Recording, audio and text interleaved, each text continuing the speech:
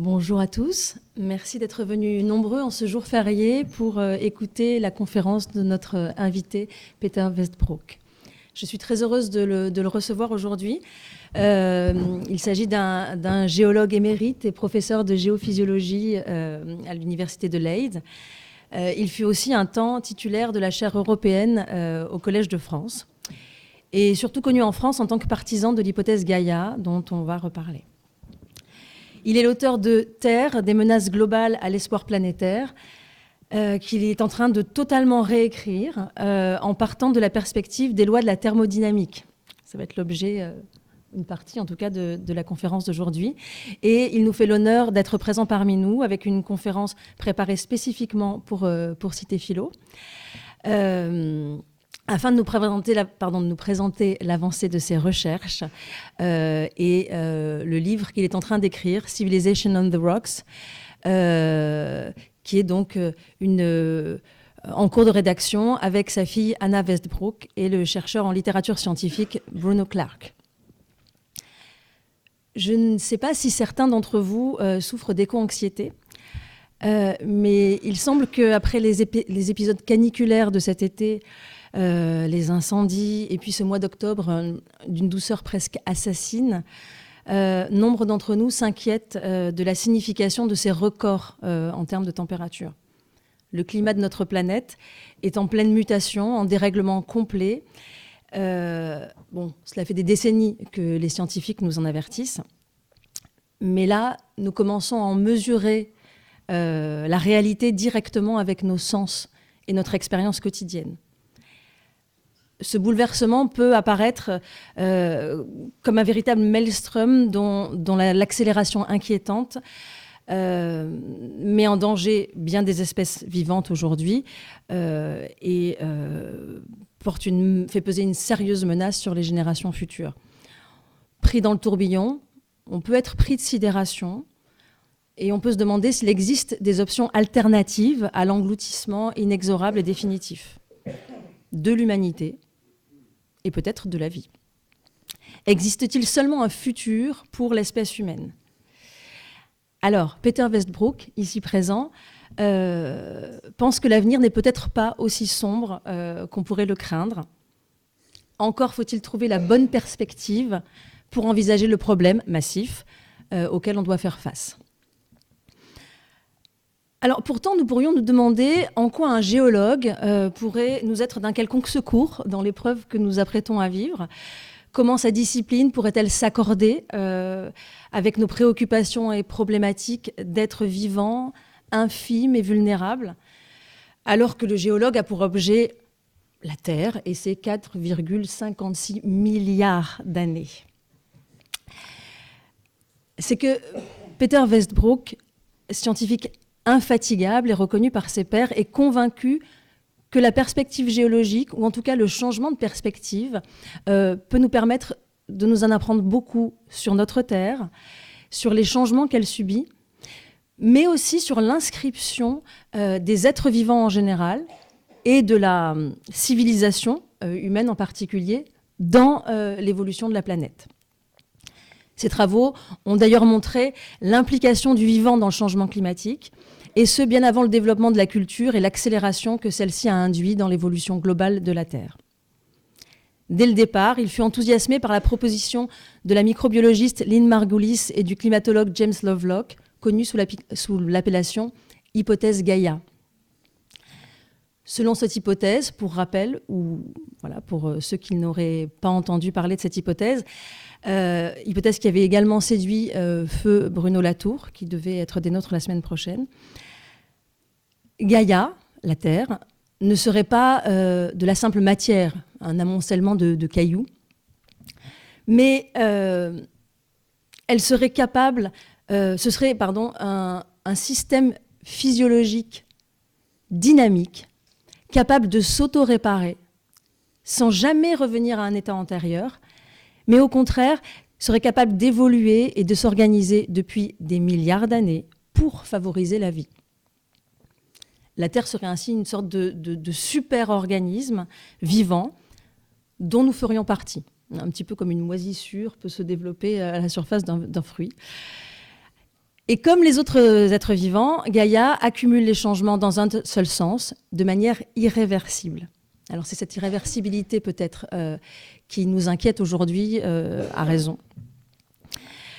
Selon Peter Westbrook, toutes les œuvres de l'humanité, de l'agriculture aux productions technologiques et de la culture, sont partie prenante de la vie de la Terre et ne font qu'un avec son identité même. Ainsi en est-il de ce tout premier cliché d'un lever de terre sur la Lune vu depuis l'espace. Assez poétiquement, vous considérez que en prenant cette perspective géologique, on peut considérer que ce jour-là, la Terre, par la médiation de nos yeux, s'est vue elle-même. Vraiment, on voit la Terre comme un super-organisme. Mais ces changements que vit la Terre se sont dernièrement accélérés, au point de déséquilibrer les conditions de la vie telle qu'on la connaît. Et nous sommes désormais pris dans une sorte de course contre la montre. Il nous faut réagir, nous adapter, sinon nous serons engloutis. Mais comment ? Ne sommes-nous pas arrivés à ce point de non-retour où la science ne peut que nous donner la mesure de notre impuissance ? Le philosophe des sciences Thomas Kuhn avait mis en évidence le fait que, lors d'un changement de paradigme, les problèmes précédemment en jeu sont tout à coup placés dans un contexte imprévu, à partir duquel il va falloir à présent les envisager. Un tel changement, évidemment, désoriente le cours normal de la science et plus encore la compréhension des profanes, mais il constitue une métamorphose de la recherche qui permet de repenser les problèmes à nouveau frais et de leur trouver peut-être des solutions nouvelles. Ainsi, la première proposition de Peter Westbrook est de changer de perspective, peut-être pour amener un nouveau paradigme. En gros, observer la houle afin de pouvoir surfer sur la vague. En ce moment d'intense implication, il nous invite à une forme de détachement, accepter de lâcher la courte vue et le court-termisme, afin de parvenir à percevoir la cohérence globale des phénomènes de dérèglement climatique. Alors peut-être serons-nous capables de nous adapter à nouveau. Et la question, c'est est-ce que la géologie peut constituer ce salutaire changement de paradigme ? Est-ce que l'hypothèse Gaïa n'est pas un doux rêve romantique, sans aucun fondement scientifique ? Alors c'est pour répondre à ces questions-objections que Peter Westbrook a poursuivi ses recherches, en s'attachant cette fois aux lois irrévocables de la thermodynamique, afin de donner une assise scientifique inébranlable au changement de paradigme qu'il propose. Si l'on parvenait à mettre en équation la cohérence globale du métabolisme des êtres vivants et celle du cosmos, alors il nous serait possible d'agir afin de remettre de l'équilibre dans ce grand tout s'organisant en permanence. Et peut-être d'y rester. C'est de ces recherches qu'il est venu nous parler ce matin. Selon lui, et ça je l'ai bien noté, il y a un peu d'espoir au bout du tunnel. Et je vais donc lui laisser la parole et le remercier encore une fois d'être venu pour nous présenter ses travaux, afin que vous nous dirigiez donc dans les méandres complexes des lois de la thermodynamique et que vous nous conduisiez, j'espère, jusqu'à cet espoir au bout du tunnel. J'espère. Merci beaucoup. Attention.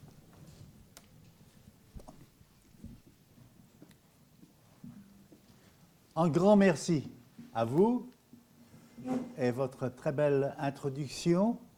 Vous m'avez déjà pris des paroles que je pensais que je devais prononcer. Ça y est. Et grand merci. Et c'est très gentil de m'avoir invité parce qu'on n'a pas le temps toujours de parler aussi longtemps qu'on veut sur son sujet. Donc ici, il y a un peu de thermodynamique, il n'y a pas beaucoup. Mais justement ça, beaucoup de gens ont beaucoup de difficultés. Moi aussi, j'étais âgé déjà quand j'ai rencontré la thermodynamique et j'essaierai de l'expliquer un petit peu, mais si vous avez des difficultés, il faut demander. On verra. Aisément. Alors, le livre s'appelle Civilization on the Rocks et il y a une version française avant, il est là. Mais c'est encore une version antérieure, c'est tout à fait différent, c'était 2009. Maintenant, nous sommes plus d'une décennie plus tard. Bon, quand je parle avec aussi pour les autres deux auteurs, je ne suis pas tout seul à inventer tout ça, on a fait ensemble. Bon, alors d'abord, qu'est-ce que c'est qu'est-ce que j'entends par civilisation?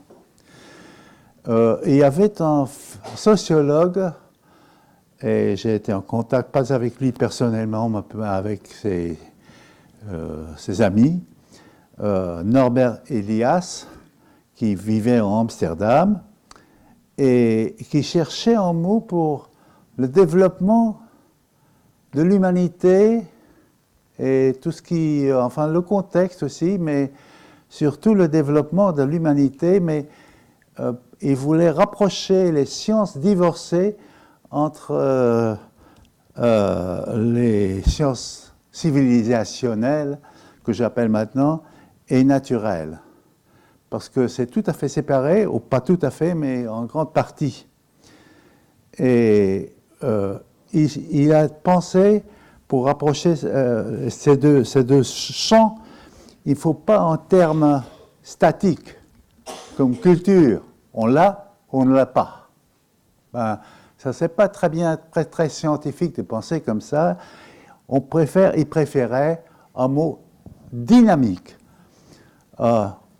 Un mot qui exprime le processus derrière la chose, et il a songé longuement, mais à la fin, il a trouvé le mot civilisation qui était le plus proche, bien que naturellement ça a des connotations qui sont enfin moins adaptables ici, qui ne sont pas très relevants. Mais il trouvait, au moins, civilisation donne l'impression d'un processus. C'est comme processus qu'il faut étudier cela. Donc, c'est l'évolution de l'humain, y compris son contexte de l'origine jusqu'au présent. Et comme il y a le divorce des sciences de la nature et des civilisations. Vous savez, Edgar Morin, que j'ai bien connu ici, quand j'étais ici un an. Alors, Edgar Morin disait, il faut relier les connaissances. Et bien, c'est ça ce que nous allons faire cet après-midi. Essayez au moins. Peut-être vous n'avez aucune confiance, mais on verra. C'est donc la contextualisation de la civilisation, de l'humanité et tout ça qui est au centre. Et c'est très urgent parce qu'il y a le problème que j'appelle global change. C'est le mot anglais qui est utilisé, mais le change global, enfin. Vous connaissez naturellement le climat qui change, les bombes nucléaires qui peuvent exploser à n'importe quand. Il y a la dégradation de la biosphère et toutes les autres choses qui sont vraiment très urgentes, très effrayantes. Et la global change a été interprétée par beaucoup de gens comme une collision entre la nature et la civilisation. Si je vois ici la civilisation, il faut presser bon. Ici, vous pouvez voir le petit point rouge. Bon, voilà. Ici, la biologie. Et les premiers humains, ce sont, venus de la biologie.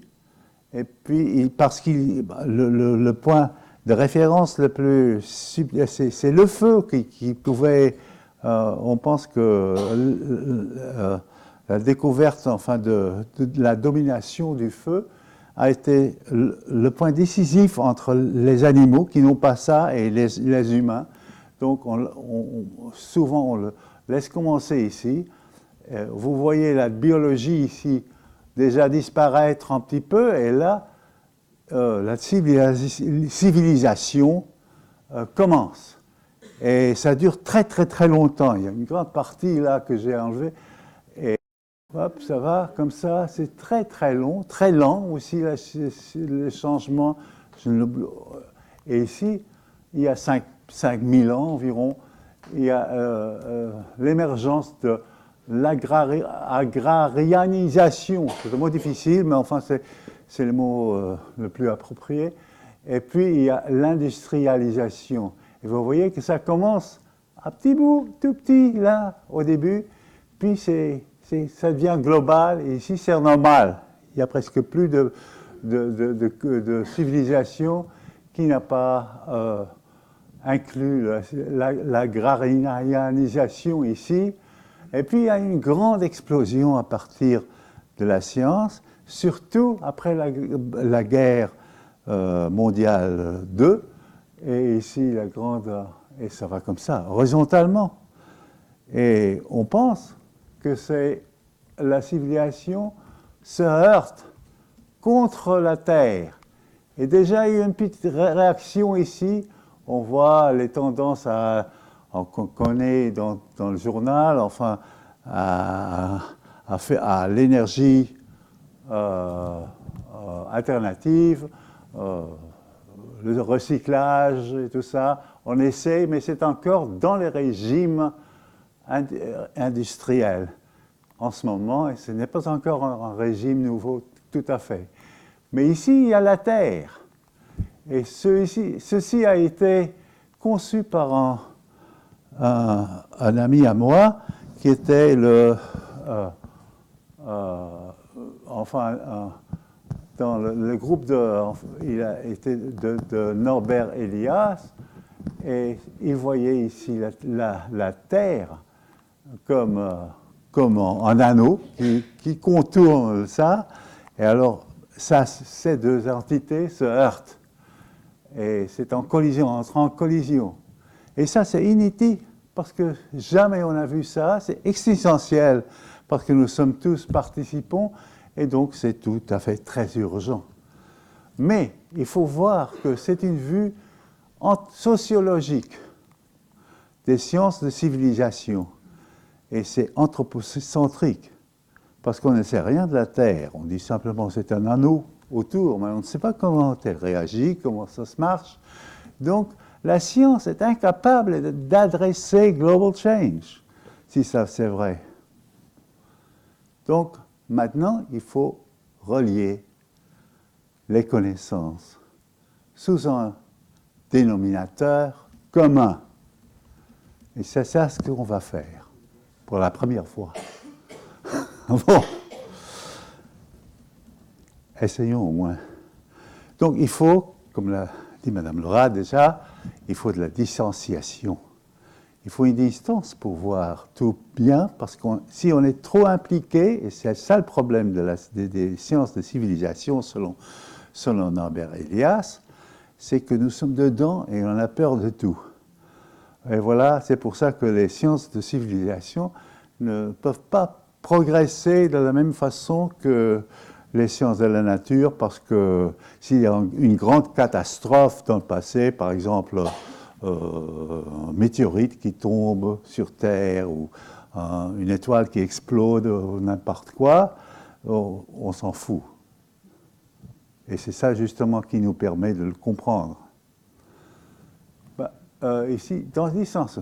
Et j'ai pensé, parce que je suis géologue d'origine, la géologie serait idéale pour comprendre, prendre la distance. Et après tout, 4,5 milliards d'années d'évolution de la Terre, on connaît la Terre, et puis on peut voir la différence, la civilisation à la fin, au bout de cette histoire, et ça nous pourrait donner assez de distance pour comprendre.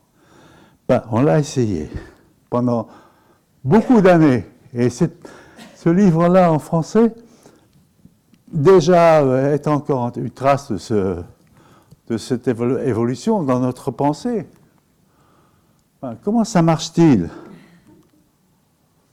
Ici, vous voyez le portrait de la Terre à partir de la géologie, en portrait naturellement, et comment ça commence avec cette, en forme d'étoile ici, au bout. Et ça, c'est le temps géologique. Au départ, il n'y avait pas d'organisation, il n'y a pas de diversité, et maintenant, il y en a énormément. Donc, l'histoire de la Terre est irréversible. Il y a une augmentation de diversité. D'ici, où c'est presque rien, la Terre, en fait, est en ballon luisant de magma. Et il n'y a pas beaucoup de structures du tout. Mais là, il y a l'Internet, il y a notre pensée et tout ça, enfin, beaucoup d'autres choses, une diversité immense. Donc, là, d'abord, ici, il y a l'origine de la vie. Il y a quelques étages avant, enfin, il y a quelques réorganisations, on pourrait dire. Après l'origine, il y avait une stratification de la Terre, il y avait une convection de la Terre, il y avait même, à grande échelle, une solidification de la Terre. Et puis, le temps était prêt pour faire la vie, et la vie a continué jusqu'ici, est devenue tout le temps, inclus ça devenait de plus en plus diverse. Donc, à la fin, il y a la civilisation. Et on peut se demander, est de la civilisation maintenant intégrée dans cette vue de la géologie? Alors, notre problème sera résolu. Enfin, ici, vous voyez aussi beaucoup de catastrophes. La Terre, a subi toutes sortes d'événements catastrophiques, on les appelle les événements géologiques.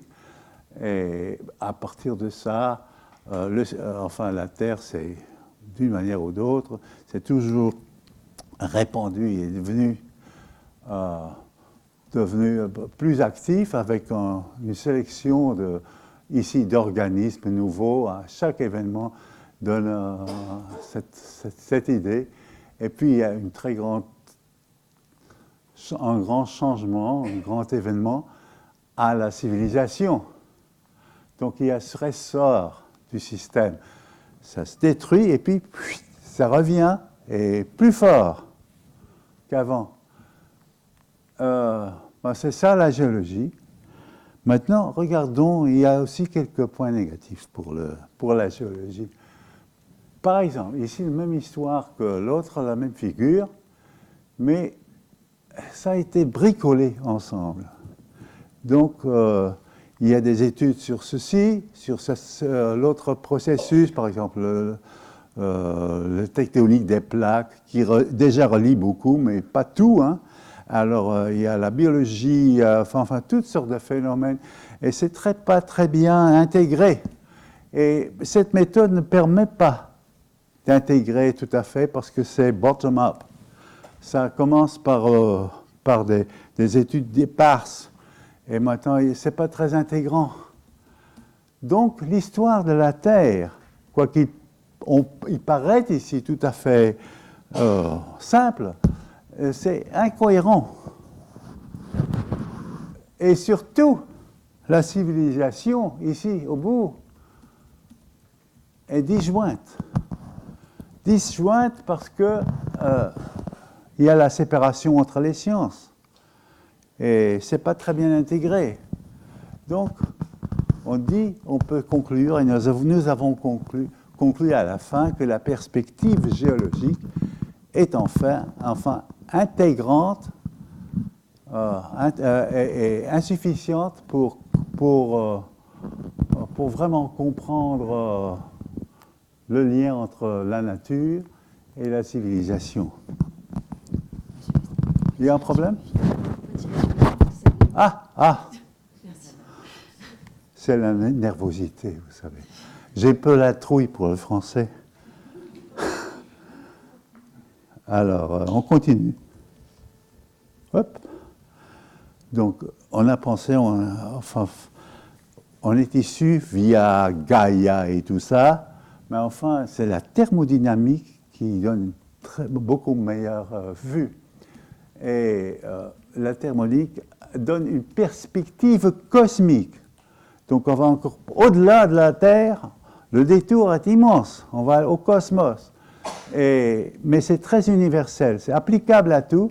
La thermodynamique est la théorie la plus forte de la science. En fait, c'est comme ça parce que même Einstein disait j'ai ma théorie de relativité, mais elle est moins forte que la thermodynamique. Vraiment, c'est la reine de la science. Voilà.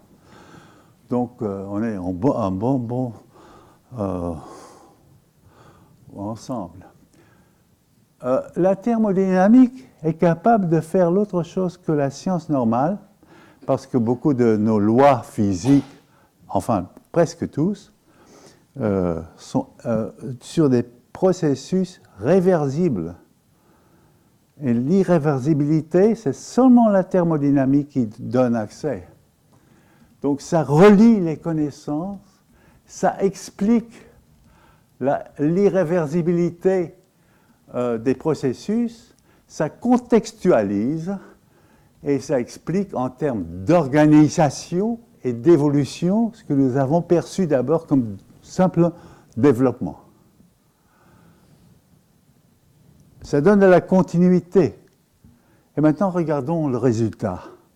Et je vous donne déjà le résultat de nos pensées après longtemps. Comment est-ce que la géologie la vue géologique peut se convertir en vue géothermodynamique? Bon, on va le voir. Le voici. Ici, la vue géologique, vous la connaissez. Mais ici, il y a une vue colorée, que j'ai colorée parce que c'est plus joli. Et vous voyez, c'est comme un poireau. Vous faites une coupe longitudinale et vous pouvez constater comment est la structure de la chose. Ici, il n'y a pas beaucoup de structure dedans du tout. Ce n'est pas la peine de faire la coupe, mais ici, c'est tout à fait clair qu'il y a une structure très simple. Et naturellement, ici, il faut comprendre que c'est très global, c'est très généralisé, mais on peut regarder dans la thermodynamique, dans les petits détails, en focusant sur les détails. Mais ceci, c'est où il faut commencer. Et c'est ce que nous avons essayé. Ici, la formation de la Terre à partir de l'héritage cosmique.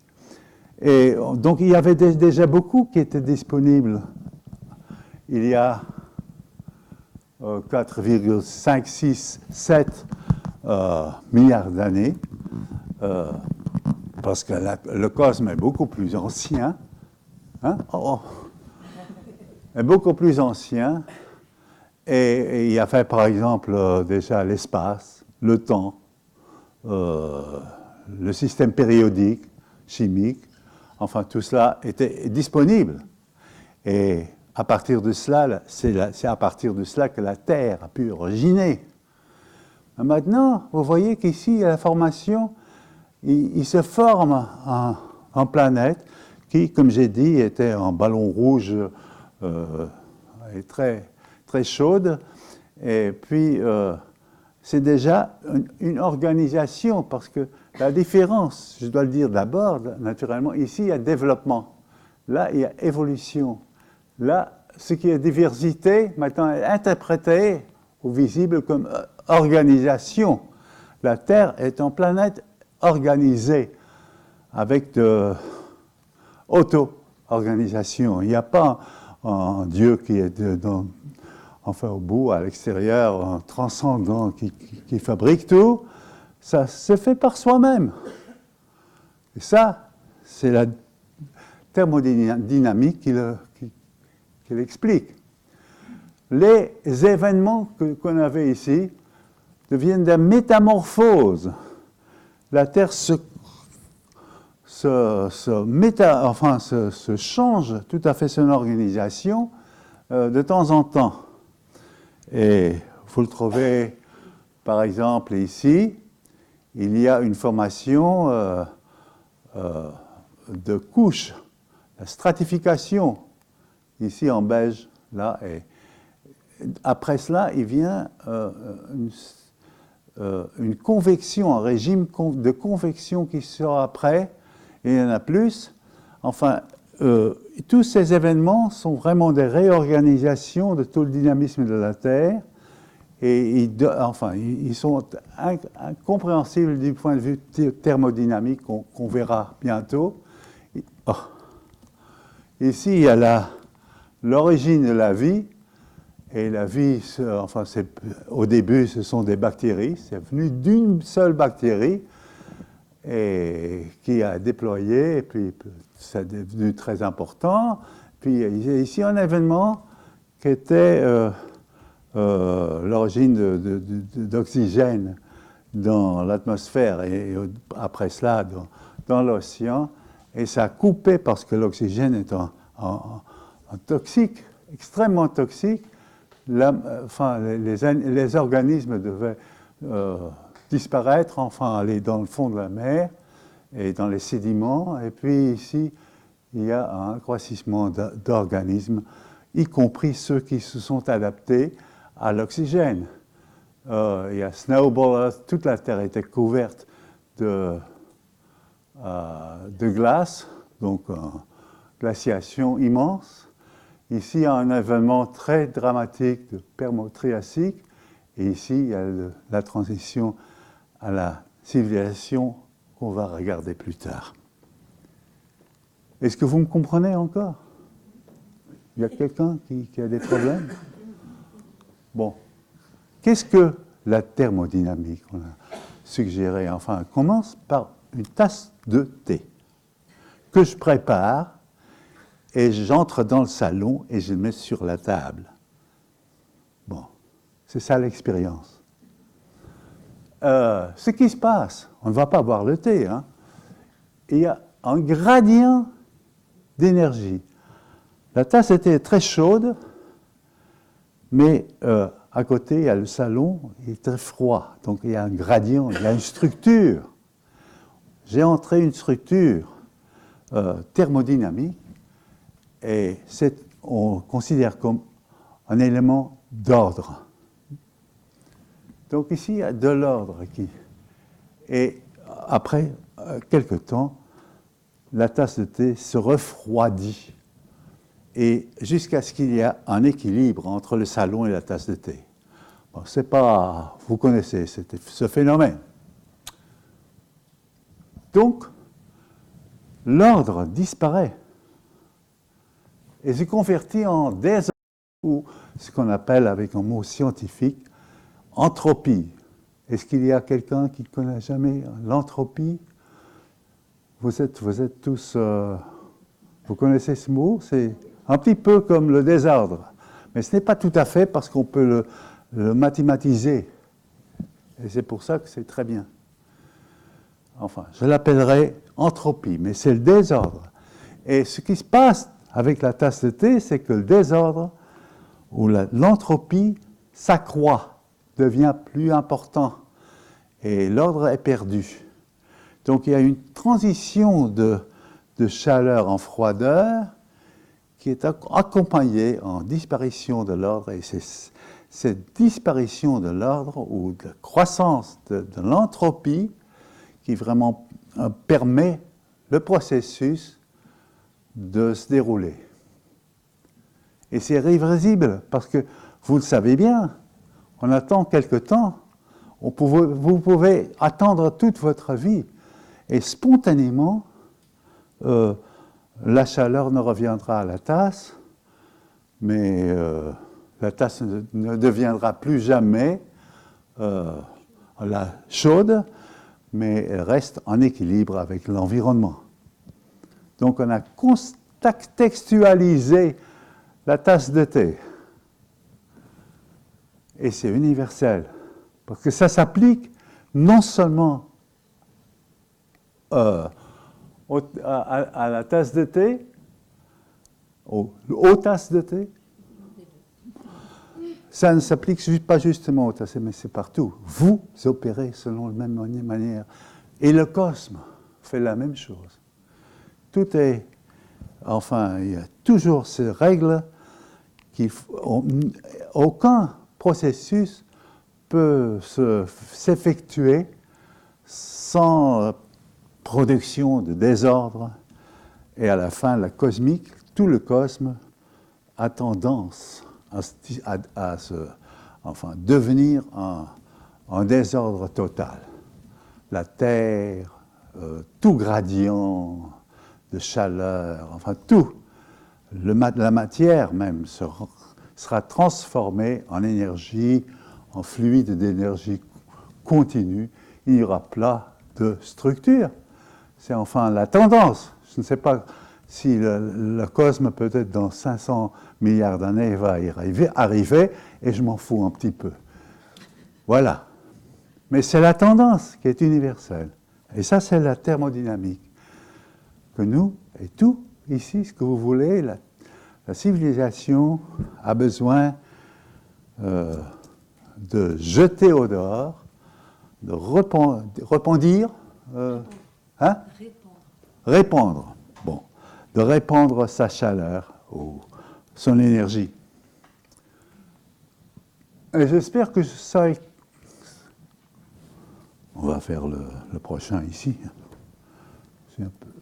Voilà, on va regarder encore une fois, mais un peu un petit peu plus de détails. Ce qui importe, c'est la dégradation de l'énergie comme phénomène universel. Et la tasse de thé qui est maintenant contextualisée dans le salon, dans son environnement. Ici, au début, il y a l'énergie élevée. Très haute énergie, en haut niveau d'énergie, il y a aussi de l'ordre. Mais la chaleur ici bouge les molécules.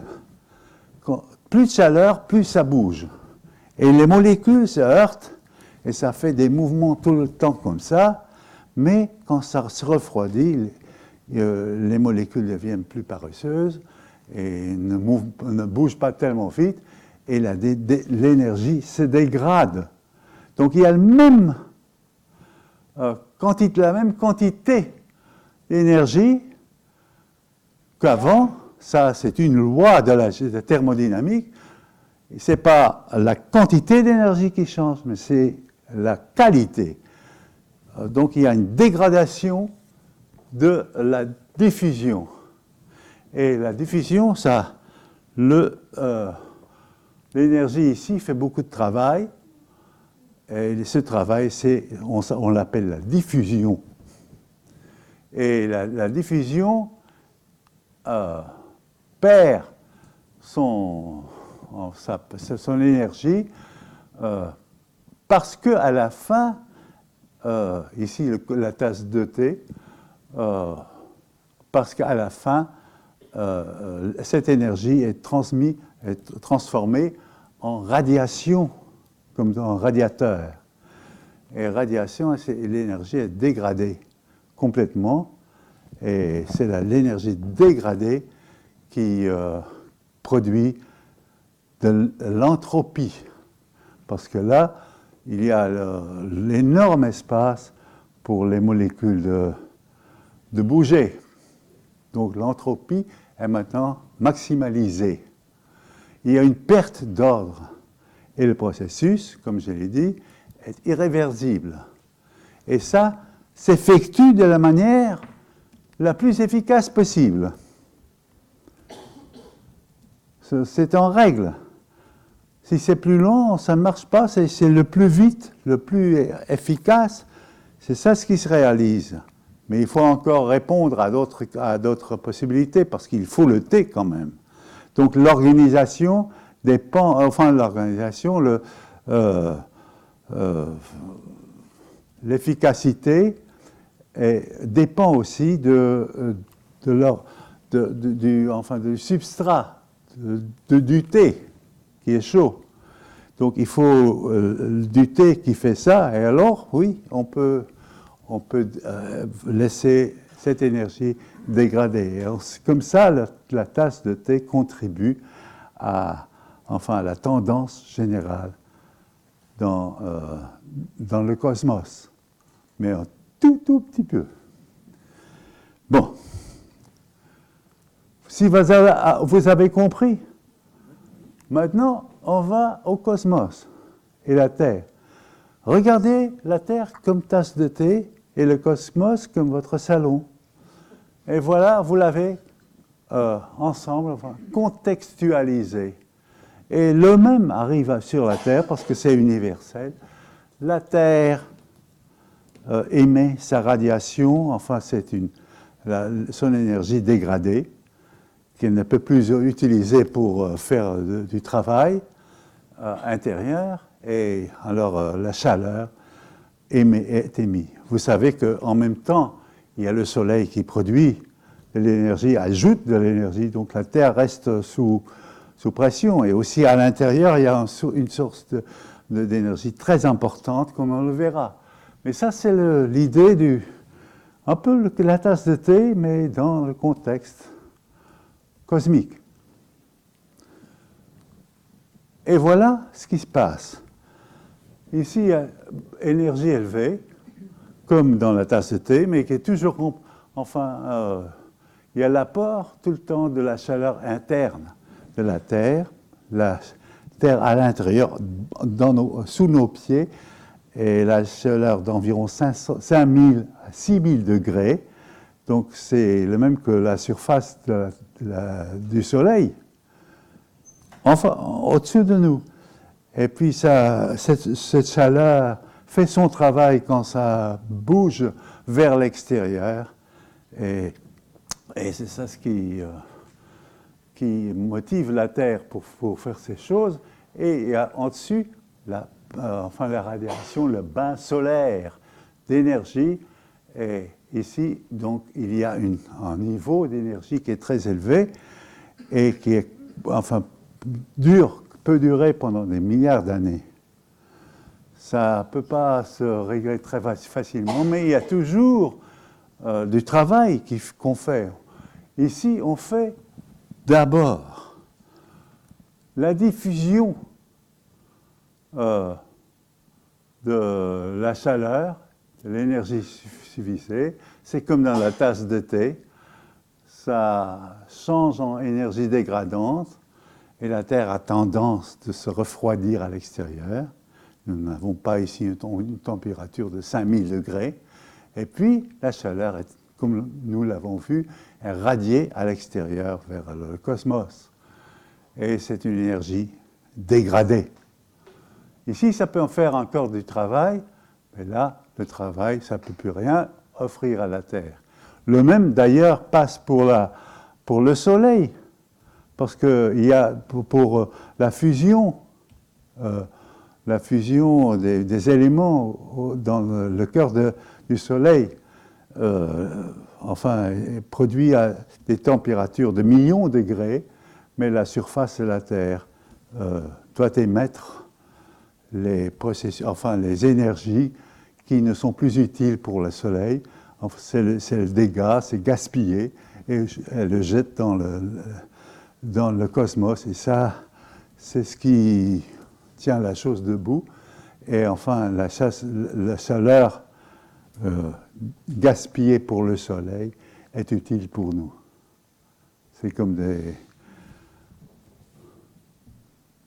Donc, il y a le système de la tasse de thé est la même chez la Terre, mais il y a aussi quelque chose d'autre qui intervient et qui n'a pas été toujours considéré par les thermodynamiciens, mais maintenant ça devient tout à fait au centre de l'énergie. C'est de la thermodynamique évolutive. Et c'est ce qui passe ici, parce que si maintenant dans ce courant, c'est comme le courant électrique en quelque sorte, si dans ce courant il y a un petit moteur qui se forme et qui produit, qui travaille dont l'effet est de changer, de faire cette conversion beaucoup plus rapide que par la diffusion. Ça, c'est sélectionné par les règles d'effectivité. La diffusion marche très très lentement. Maintenant, l'organisation peut se faire à certaines conditions et ça peut agrandir l'ordre dans la Terre, comme j'ai écrit ici. Mais à condition que le désordre du cosmos est beaucoup plus vite. Donc il y a un grand changement de désordre dans le code cosmique et un petit changement d'ordre vers l'ordre de la Terre. Et ça produit, cette moteur, c'est de l'ordre. C'est ça ce qui se fait. Et voilà l'auto-organisation qui peut s'évoluer. Donc, la Terre devient organisée, comme nous l'avons vu. Bon, prochain. Regardons un cas comme exemple. C'est la formation de la Terre. Vous savez qu'au début, il y avait un nuage de gaz qui est un produit cosmique. Il n'est pas important de savoir comment ça s'est formé, mais il y avait le nuage. Et le nuage a énormément, va s'accumuler et former la Terre par gravité. Donc, au début, ça commence à toute petite échelle, comme toutes ces métamorphoses, et toute petite échelle, il y a des molécules qui bougent, parce qu'ils diffusent dans le nuage, et normalement, ils se heurtent, et enfin, il n'y a rien qui passe, mais quand les deux se touchent lentement, il se peut qu'il y a des liens chimiques entre les deux, et alors c'est plus grand. Il y a plus de surface aussi autour pour d'autres particules à aider. Donc ça, c'est comment s'appelle ça, un ballon de glace. On fait rouler comme ça, et puis ça devient de plus en plus grand. En boule de neige, voilà, boule de neige. Et ça, après, plus grand que ça devient, plus il y a de gravité. La gravité augmente, puis il y a encore plus, et la gravité attire l'autre énergie et en formation d'un accumulat central, puis avec les météorites qui se forment, et puis un accroissement de la gravité. Et il y a 3,8 milliards d'années, le nuage est mangé. Mais ce qui s'est formé, c'est la Terre.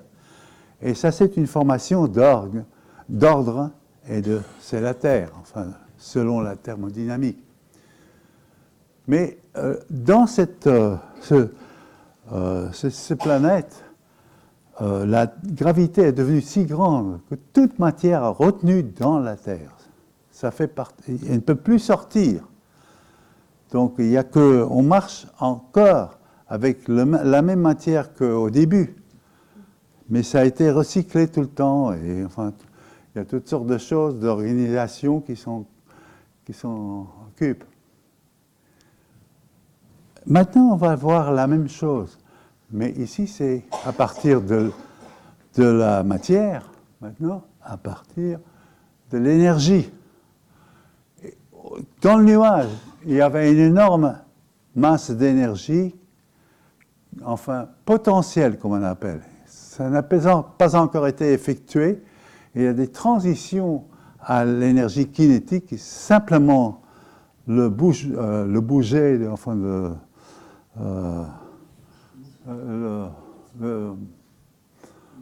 mouvement des parties, et puis il y a des collisions. Les collisions, et l'énergie se transforme en chauffage. Et la Terre devient de plus en plus chaud jusqu'à ce qu'il y ait ce ballon luisant que j'avais appelé déjà. Et quand la Terre est finie, c'est fermé pour la matière, comme nous avons vu, mais c'est ouvert à l'énergie. Donc l'énergie peut entrer, peut sortir. Et le système est très loin de l'équilibre thermodynamique. Et puis après, il commence un refroidissement de la Terre. Donc le régime de la Terre change tout le temps, ça devient de plus en plus tranquille, et jusqu'à nos jours. Donc là, il y a une organisation qui s'évolue et forme l'ordre. Ça, c'est la vue thermodynamique de la Terre.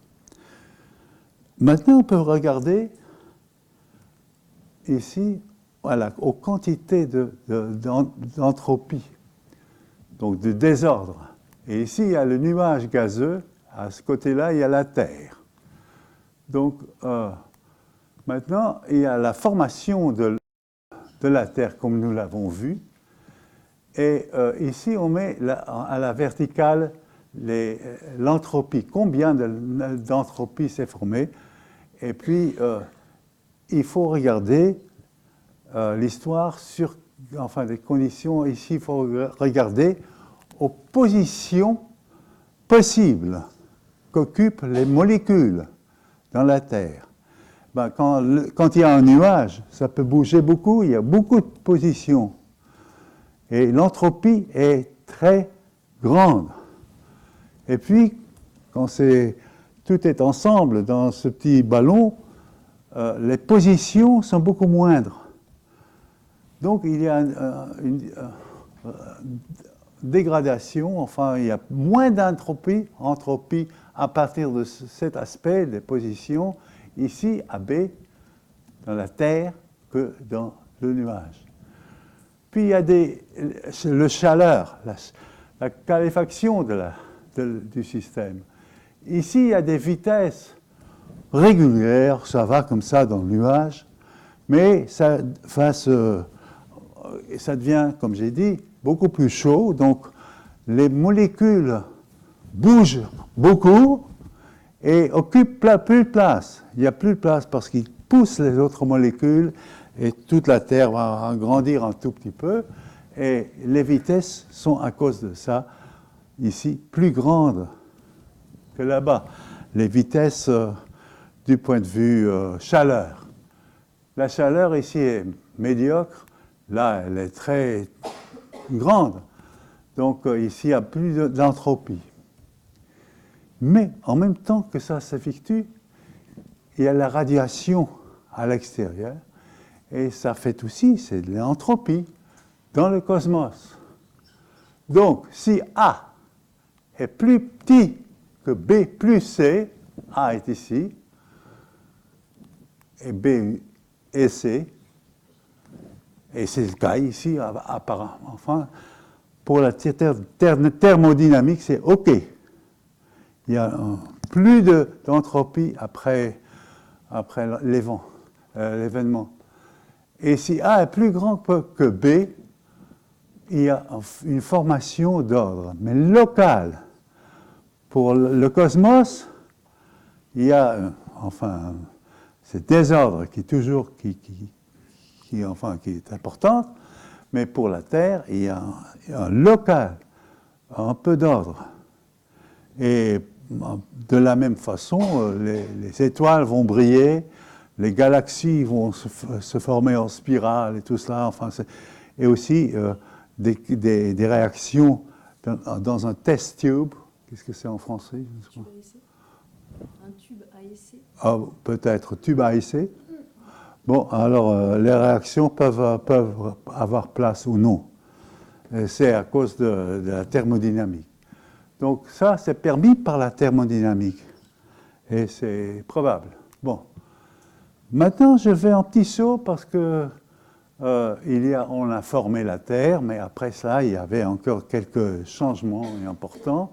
D'abord, il y a ici cette stratification, avec ici au centre le noyau, c'est celui-là, qui est de fer, qui est lourd. Ça, c'est moins lourd, c'est le manteau qui est en silicate. Et ça, en silicate, il y a la croûte, et puis il y a l'océan et encore l'atmosphère à l'extérieur. Donc, il y a une stratification dans la Terre qui a produit énormément d'énergie qui a été jetée dans le cosmos. La Terre, d'ailleurs, est chauffée par les 6000 degrés ici, et c'est tout en fer. Et le Soleil chauffe aussi, dans cette partie surtout, et le résultat est, enfin, l'expulsion de cette énergie, enfin, dégradée, la chaleur de la Terre. C'est ça le système. Puis, après la stratification, il y avait aussi la convection. Donc, normalement, on a discuté la diffusion qui est très lente pour transporter la chaleur d'ici jusque-là, mais ça peut s'organiser en cellules de convection qui portent directement la chaleur ici au bout, là, et attrape la chaleur ici, le transporte là-bas et le donne à l'extérieur. Donc c'est beaucoup plus efficace. Il y a un système plus efficace qui fait en métamorphose complexe tout à fait important de la Terre. Et ce système, ça a été le tremplin pour la vie. Alors c'est la vie qui peut venir après. Alors il faut trouver un nouveau principe d'organisation et nous avons trouvé cela. C'est dans hollandais, naturellement, comme toute connaissance paraît venir de la Hollande. Et qu'est-ce qui est le principe de la vie? Ben, ce système est identique pour tous les animaux, les plantes, les bactéries, pour toute la vie. On le trouve toujours, en quelques variations, mais enfin... Et vous avez ici le nutriment qui entre, c'est l'énergie. L'énergie se répartit et enfin, anime tout ce système. Il y a en réserve, il y a toutes sortes de processus. Et la chaleur sort de tous les côtés. Donc l'énergie est changée convertie enfin gaspillée. Et l'énergie utile qui fait son travail est ici. Vous voyez que c'est vraiment selon les règles de la thermodynamique. Et on trouve ça toujours. C'est universel pour la vie. Donc c'est un élément qui, à un certain moment, a dû se développer de la diffusion dans la Terre, ou des mouvements, de la Terre comme elle était.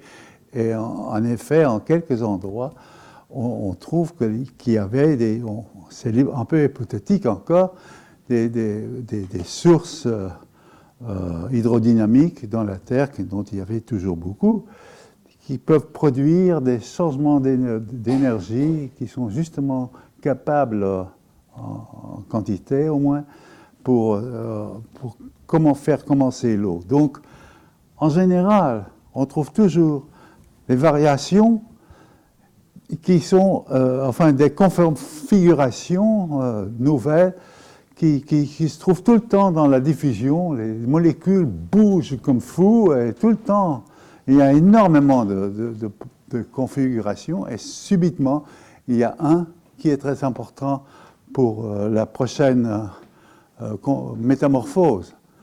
Mais normalement, ça n'aura pas le temps de se réaliser et ce sera sélectionné. Mais il y a parfois, si les conditions sont justement propres, il y a cette configuration des molécules qui est fortifiée et qui est sélectionnée de sorte que le tout peut se répandre. Et là, c'est le commencement, c'est le début d'une nouvelle métamorphose. Ça vient tout petit, puis la sélection. Mais qu'est-ce qui fait la différence pour la Terre sans vie et avec vie? Sans vie, avant la vie, avec ces petites flèches qui portaient l'énergie gaspillée de l'intérieur ou de la surface à l'extérieur. Ici, il y a la vie qui est plus forte. Et les flèches sont plus grandes, donc l'effectivité demande que cela sera sélectionné. La vie devient de plus en plus importante et à la fin, ça contourne toute la Terre. Donc il y a sélection au niveau planétaire qui produit la biosphère. Et la civilisation, même chose. Ici, il y a une terre avec de la vie. Là, il y a la civilisation qui entre, qui est encore plus effective, mais très distribuée. Ce n'est pas encore justement assez fort pour faire faut changer le dynamisme de la Terre, tout à fait, mais s'il y a par exemple une usine qui produit beaucoup de chaleur, fait tout le temps, aide la Terre à se faire diffuser l'énergie intérieure.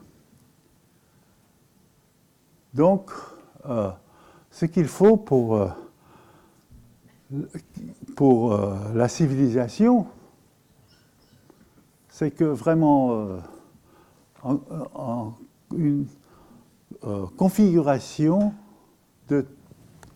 spéciale qui émerge spontanément de ce type de terre. Et quand ça se forme une fois, et on sait que c'était le démarrement, enfin c'était le début de la science, de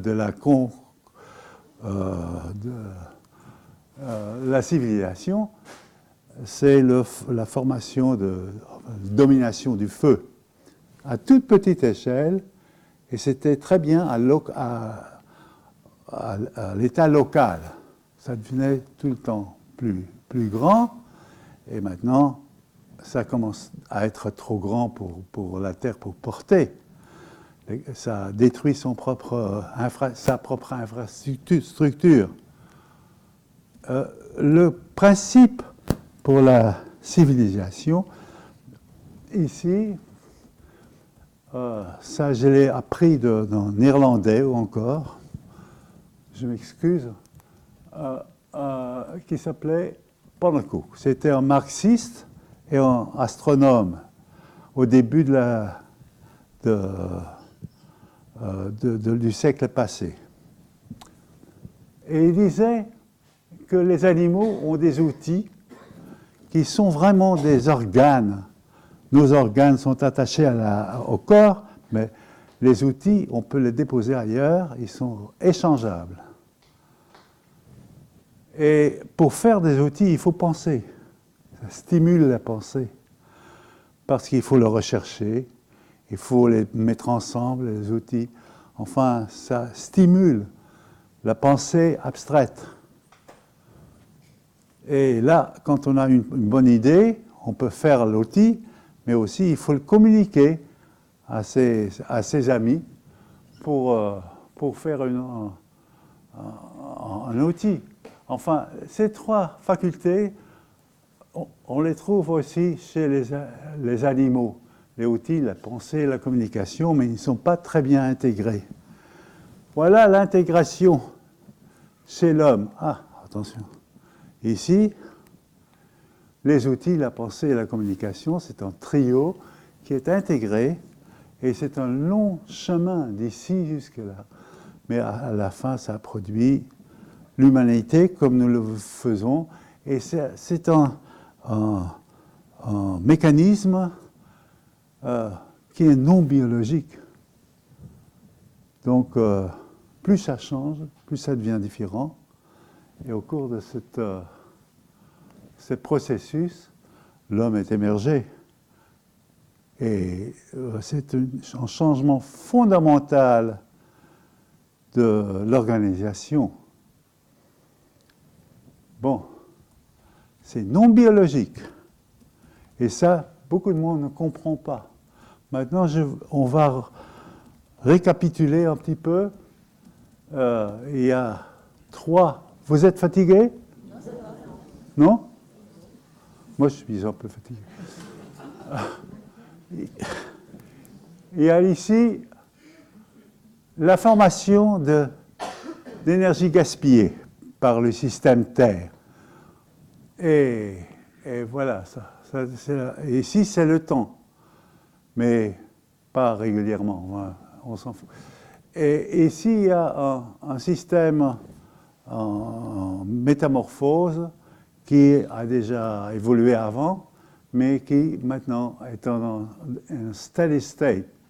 Et ça va se devenir plus en bas. Et ici, c'est constitutif parce qu'il y a une autre découverte qui commence aussi toute petite, comme nouveau élément d'organisation, et est éliminé directement, encore, et peut-être des milliers de fois, ou des millions de fois, je ne sais pas. Mais ici, il y en a un, le régime change au cours du temps, et maintenant, il y a un régime qui permet ça de s'évoluer. Et puis, c'est une sélection à niveau local, ça commence tout petit. Dans la Terre s'en fout. Mais à un certain moment, ça est devenu tellement plus grand que la Terre doit encore sélectionner. Et c'est la sélection de la Terre qui permet, enfin, de former une unité entre ce principe et la Terre même. Donc, ça devient extrêmement vigoureux. Et la combinaison qui est en dominance du principe vert monte comme fou, et puis ça se dégrade lentement. Ça entre en steady state, et il y a un prochain système. Si ça, c'est la biologie, par exemple, et ça, c'est la civilisation, eh bien, ça monte, ça devient sélectionné ici, ça monte très bien, et la Terre s'en fout, et puis il y a la Terre qui est détruite, l'organisation au moins, et la sélection terrestre. Et c'est là que nous nous trouvons maintenant avec Global Change. Mais si on pourrait arranger la civilisation, contribuer au moins, si la civilisation pourrait être au pair avec la Terre et produire un système d'organisation plus élevé, uni, en harmonie, eh bien, ça pourrait avoir un essor immense par ici. Donc ça, c'est l'espoir que nous avons. Mais à condition que nous arrangeons cette harmonie. Autrement, on sera perdu. C'est essentiel. Et maintenant, nous nous trouvons ici, depuis peu de temps, dans cette théorie. Enfin, la vie sera de plus en plus constitutive. Et constitutive, ça veut dire que c'est moins important. Et c'est ce qu'on voit maintenant, la nature est tamed. Qu'est-ce que c'est? Enfin, ça fait partie, ça se détruit par l'éblouissement de la civilisation, ce que nous faisons maintenant. Voyons partout.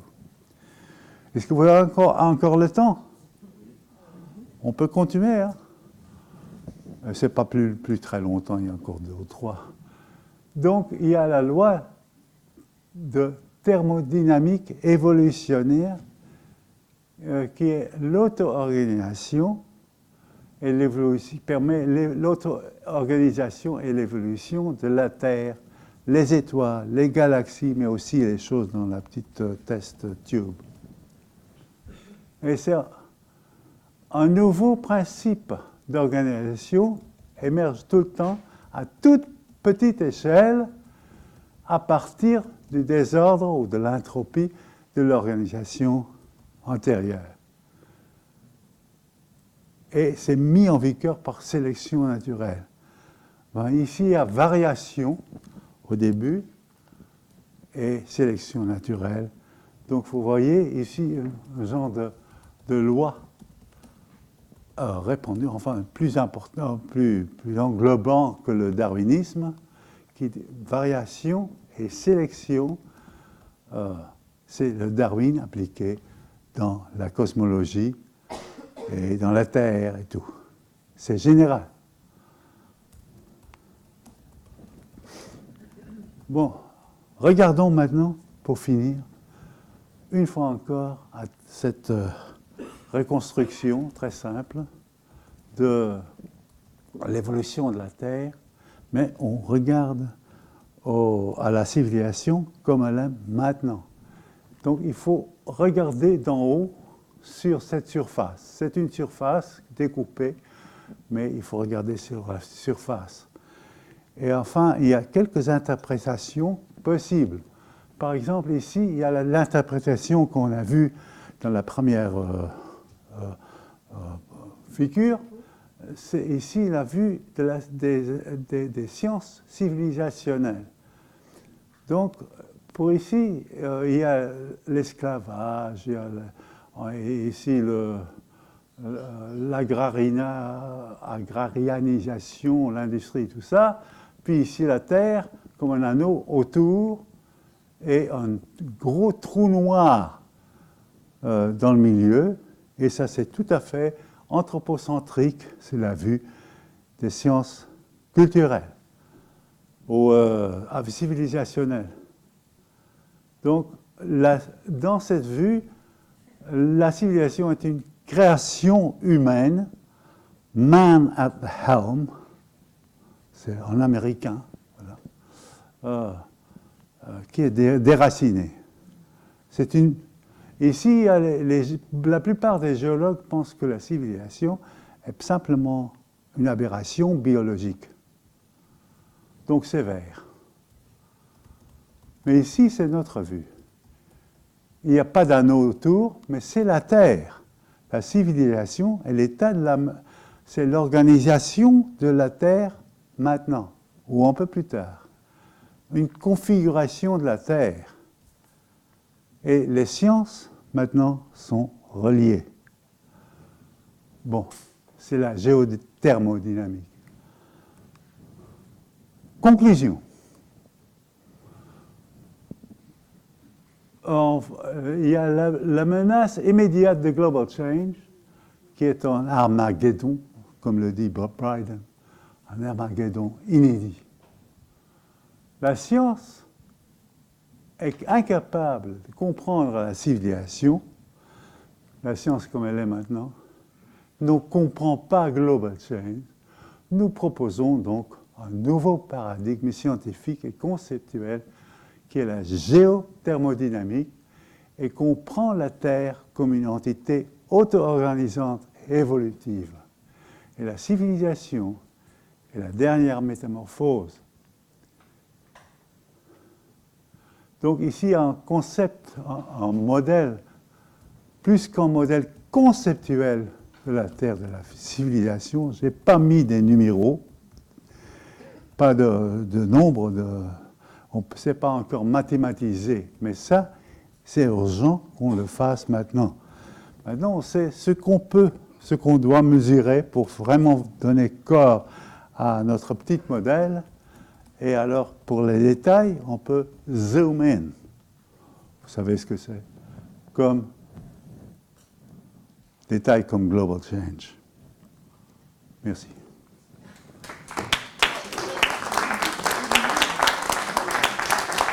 Ça a duré, hein?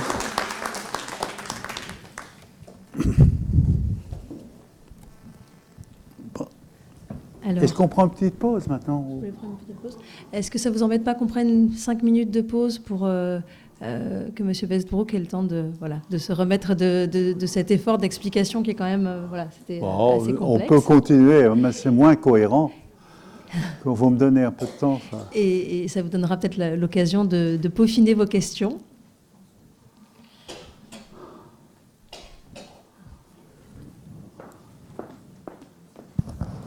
Ah oui, merci.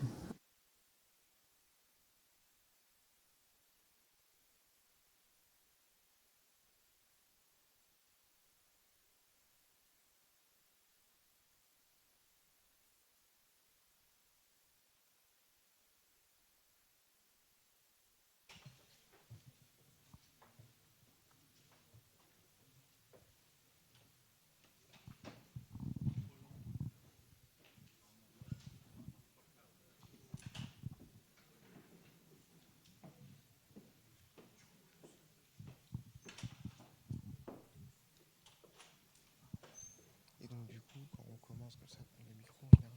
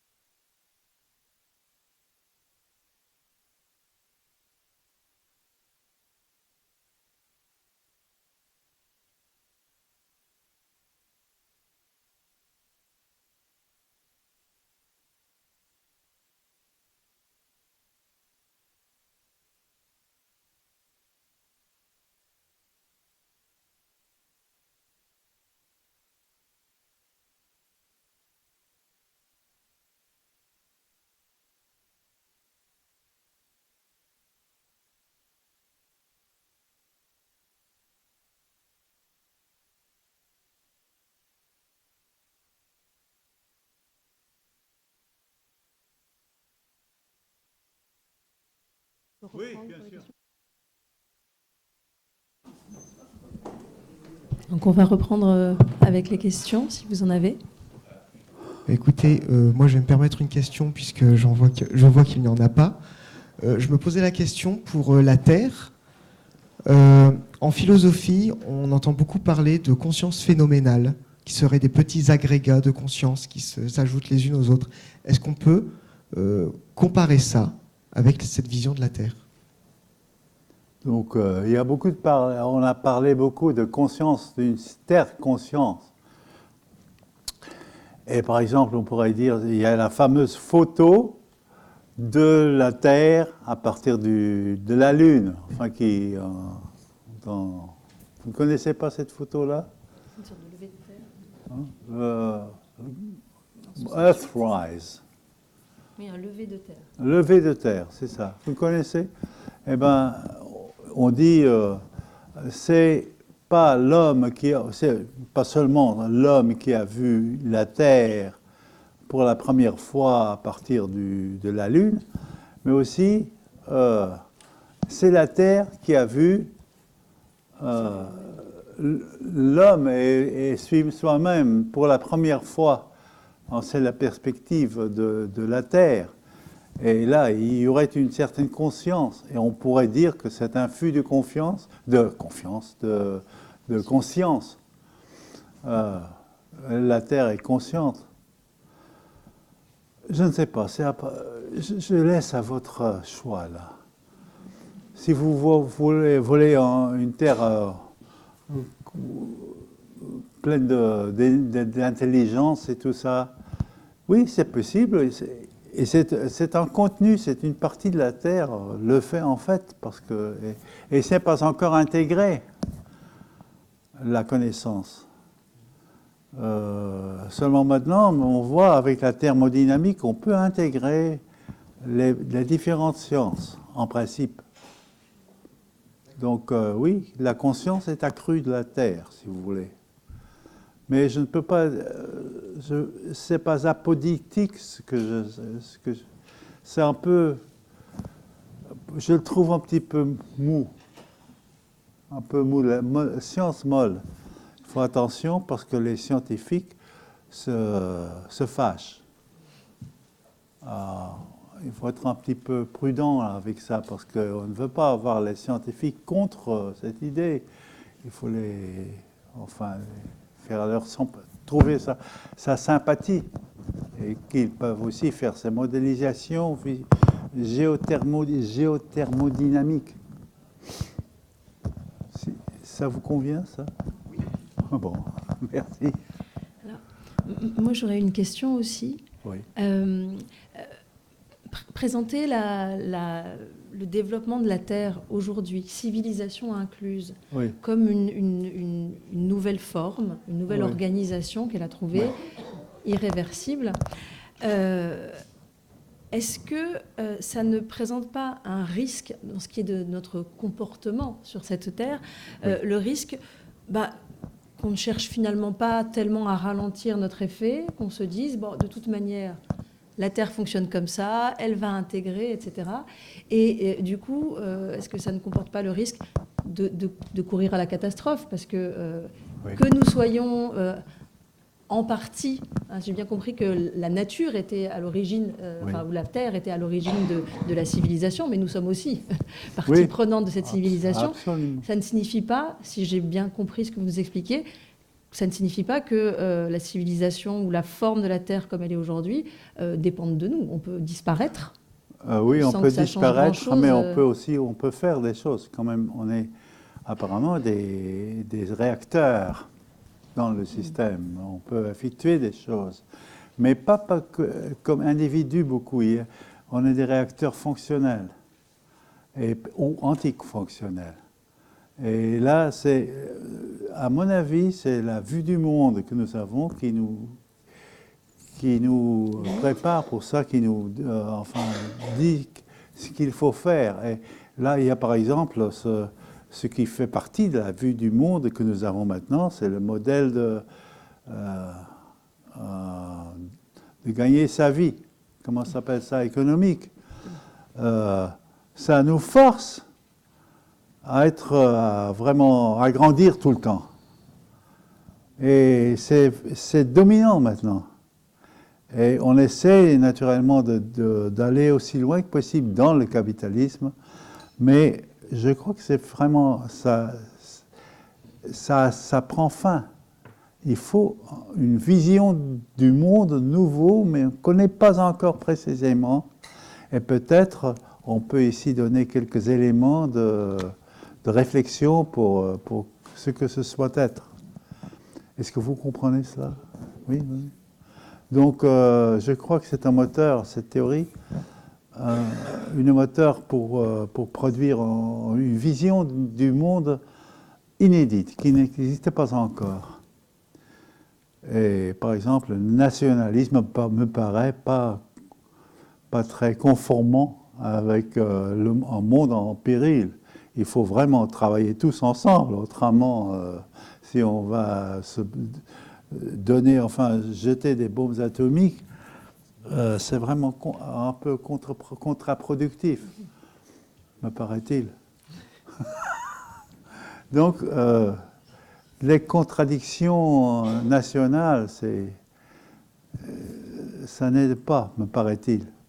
Mais on peut savoir, il y a un moment où on sait, parce que cette évolution se progresse tout le temps, et à fur et à mesure que le développement ou l'organisation s'effectue, on peut, de nouvelles données de cette visualisation du monde peut se trouver.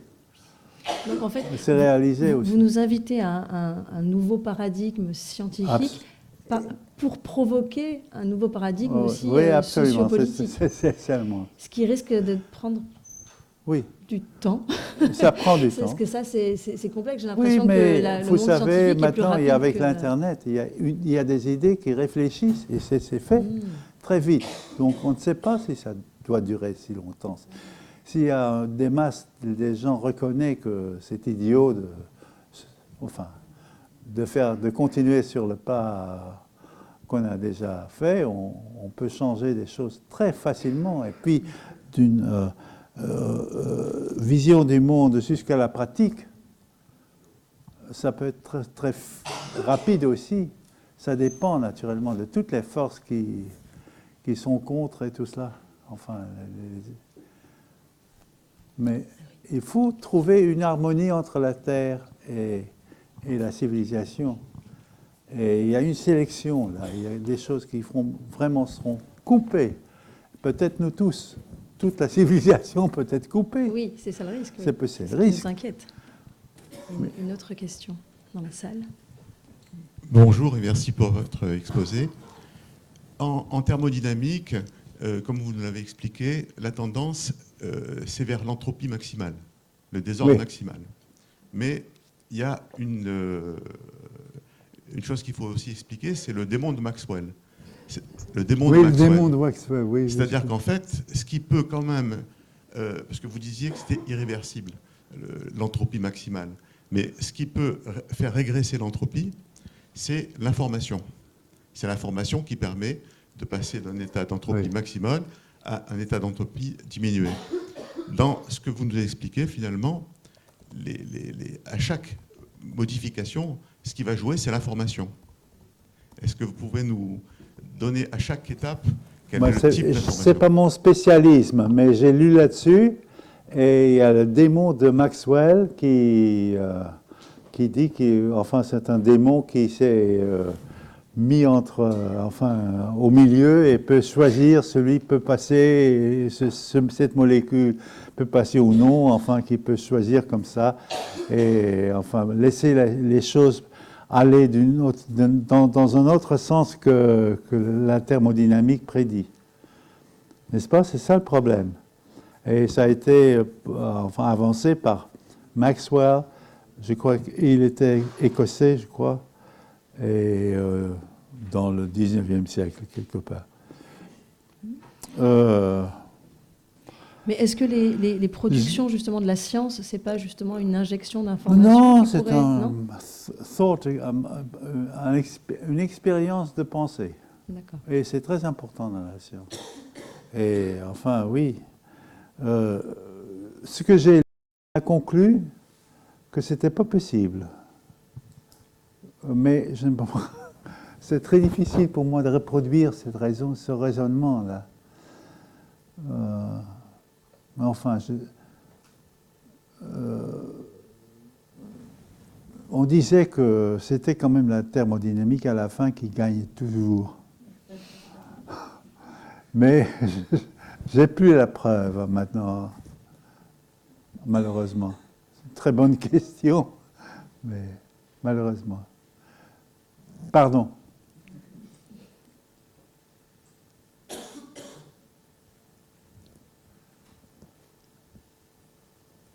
D'autres questions? Alors, moi, j'ai entendu dire que des scientifiques et puis voilà, et des ingénieurs réfléchissaient à la question d'injecter du dioxyde de soufre, me semble-t-il, pour essayer de contrer les effets des gaz à effet de serre. C'est-à-dire apporter une solution, donc utiliser les connaissances scientifiques pour apporter une solution technologique aux effets des dégradations de nos productions aussi technologiques. Est-ce que vous croyez à ce type de solution? Pour refroidir la Terre. Oui. On a songé beaucoup sur ces expériences globales. Et on a peur toujours, et personne n'a pas encore fait, parce qu'on pourrait aussi jeter beaucoup de fer dans l'océan.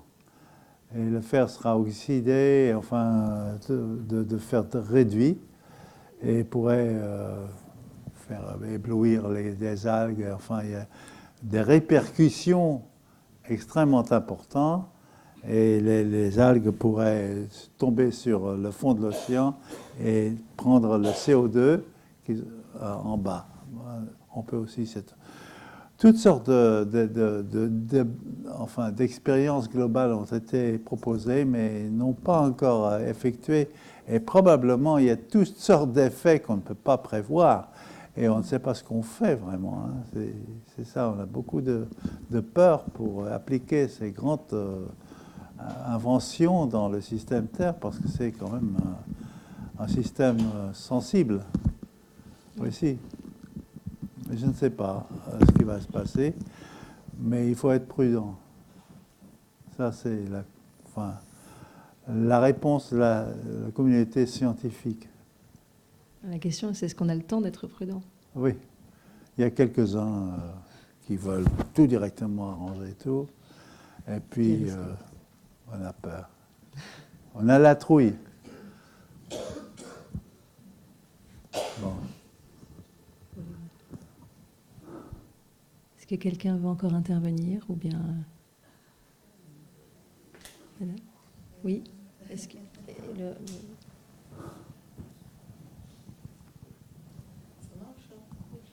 Ah, excusez-moi, mais donc quand vous parlez de thermodynamique, la conférence portait bien sur l'énergie produite par la Terre, l'effet de chaleur produite par la Terre. Oui.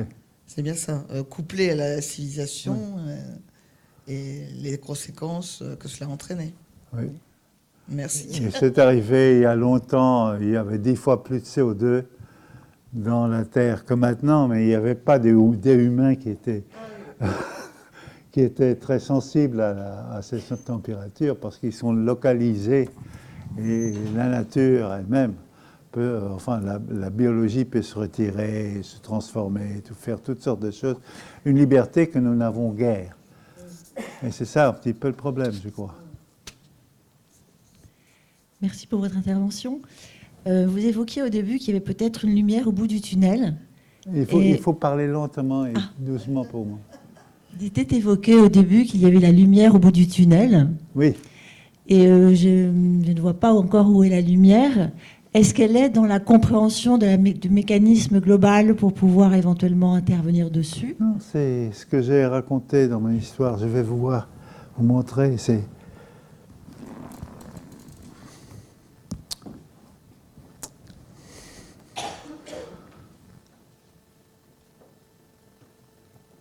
Alors, bof, là.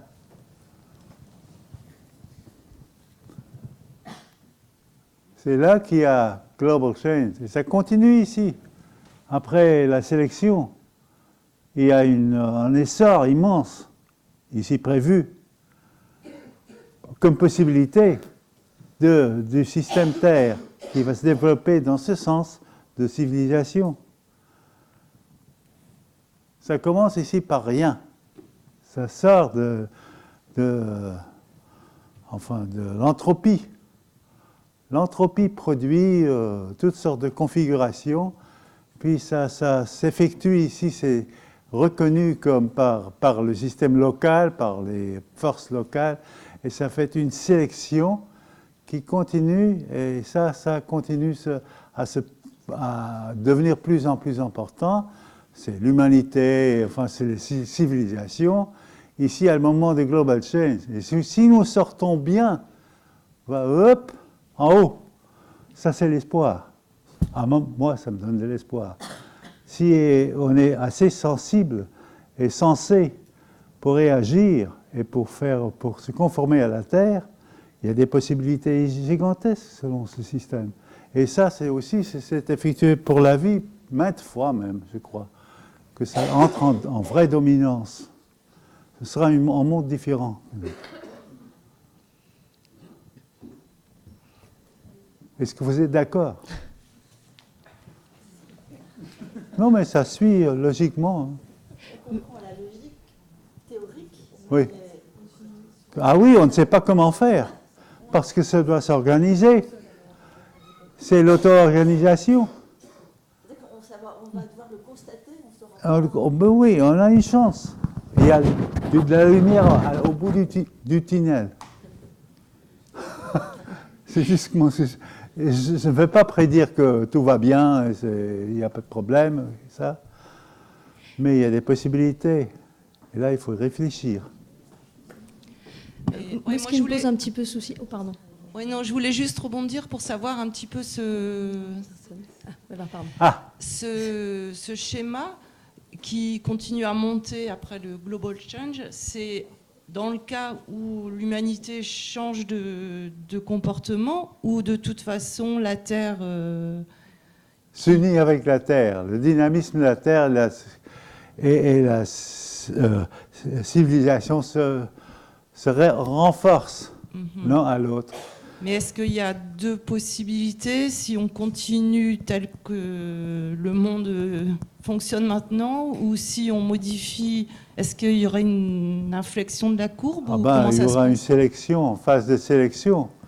Mais si on est assez vite, il n'y a pas beaucoup de problèmes, peut-être, théoriquement. Hein. Mais si on essaie de ne pas changer, alors on sera sélectionné selon cette théorie. Et c'est la fin de la civilisation. Mais la vie l'a fait déjà avant, dans une phase antérieure. Et toutes ces autres choses aussi, la convection et...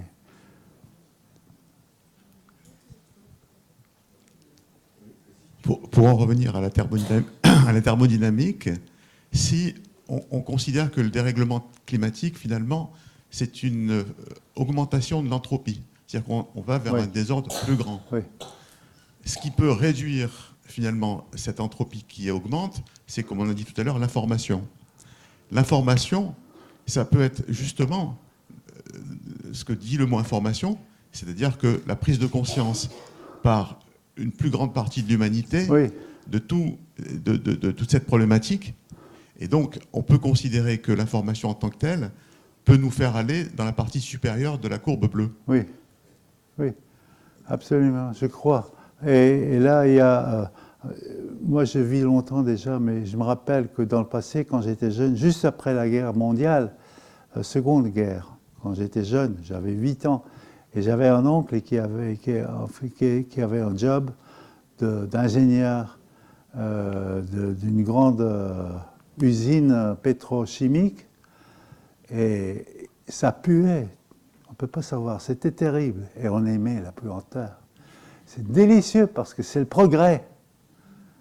Et puis j'ai un frère qui est venu, le propriétaire, qui est visionnaire, qui est venu avec l'idée de milieu et l'environnement, enfin les problèmes environnementaux.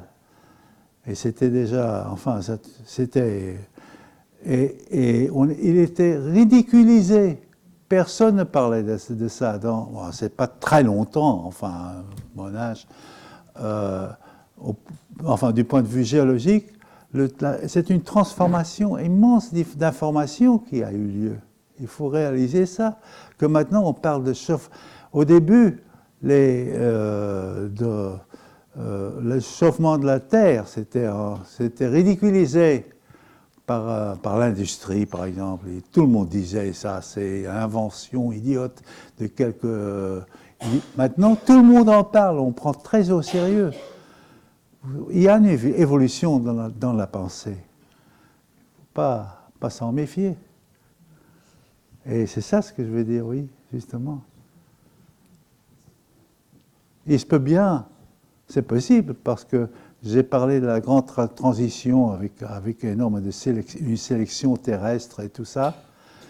Mais si on change comme ça, vraiment, on est en train maintenant, on est encore en train à mon avis, de transformer le capitalisme comme une élastique, le mettre aussi grand que possible, mais rester dans le système dominant maintenant.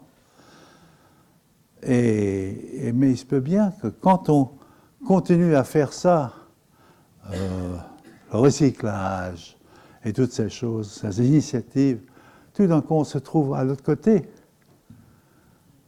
et qu'on ne voit pas plus la sélection.